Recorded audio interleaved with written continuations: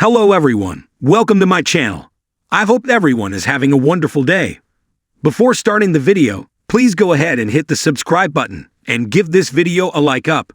Young and Restless is perpetually in need of a shot in the arm. Of what? Intensity, melodrama, action, seduction, controversy, any and all of it.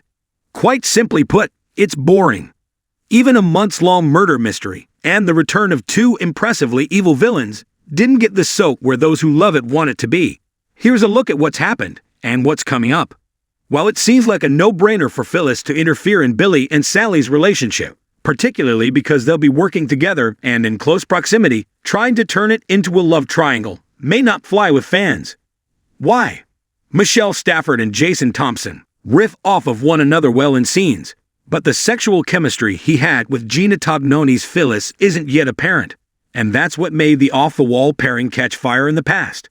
Perhaps the writers will merely have Phyllis create conflict for Sally and Billy. We'll see.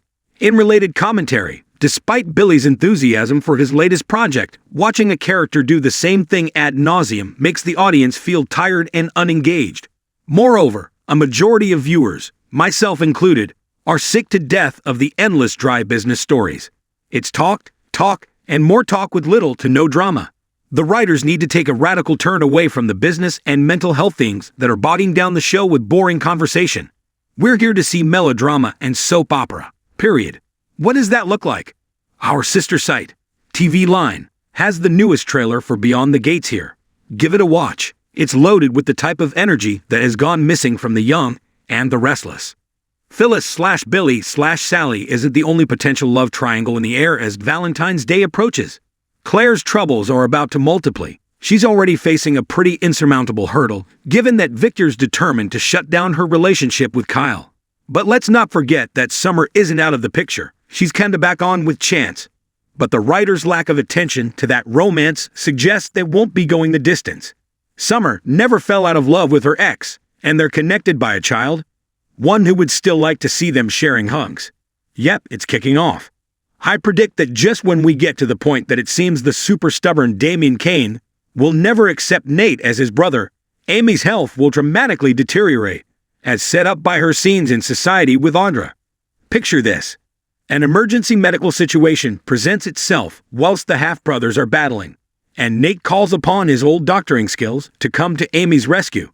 Damian may then see him in a new light and be persuaded to let his guard down a little. More importantly, her son won't be able to skip town if she's in the hospital fighting for her life.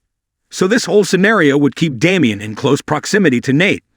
Like it or not, which would inevitably change their dynamic moving forward.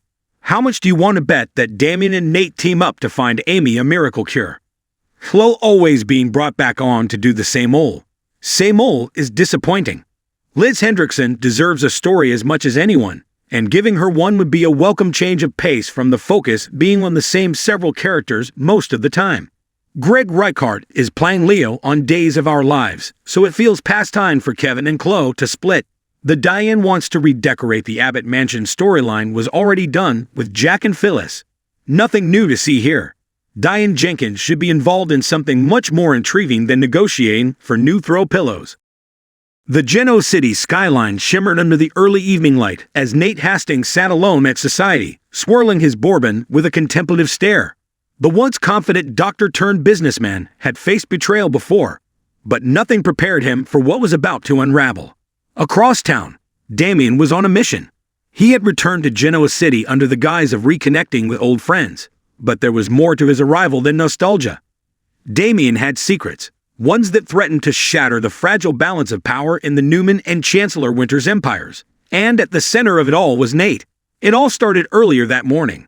Damian had called Nate under mysterious circumstances, urging him to meet at a secluded spot near Chancellor Park.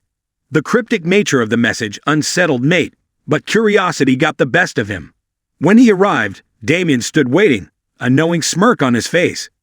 "You're early," Damian observed, his piercing gaze scanning Nate as if reading every unspoken thought.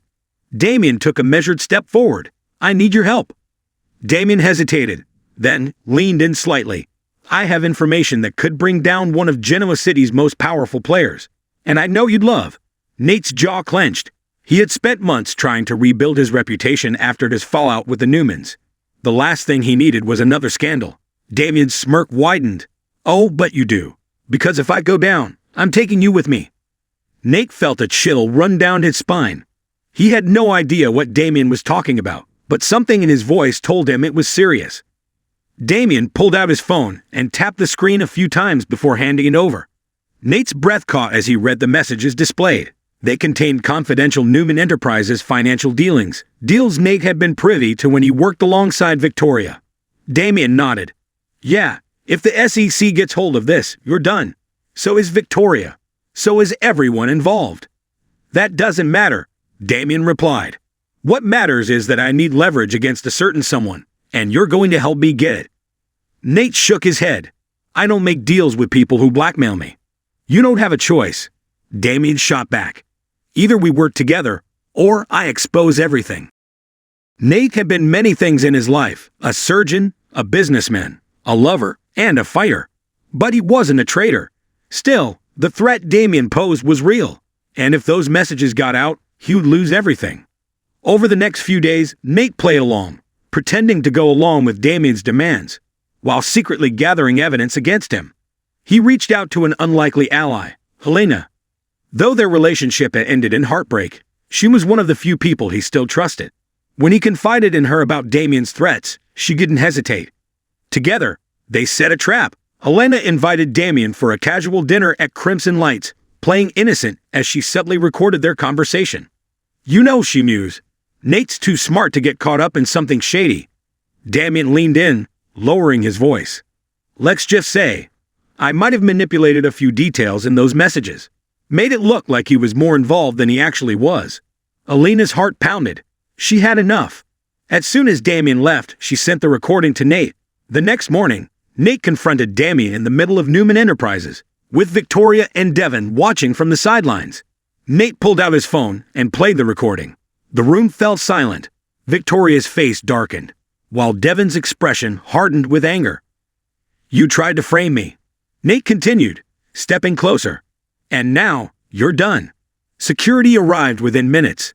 Victoria wasted no time calling her lawyers, while Devon made sure Damian wouldn't step foot in Geno City again.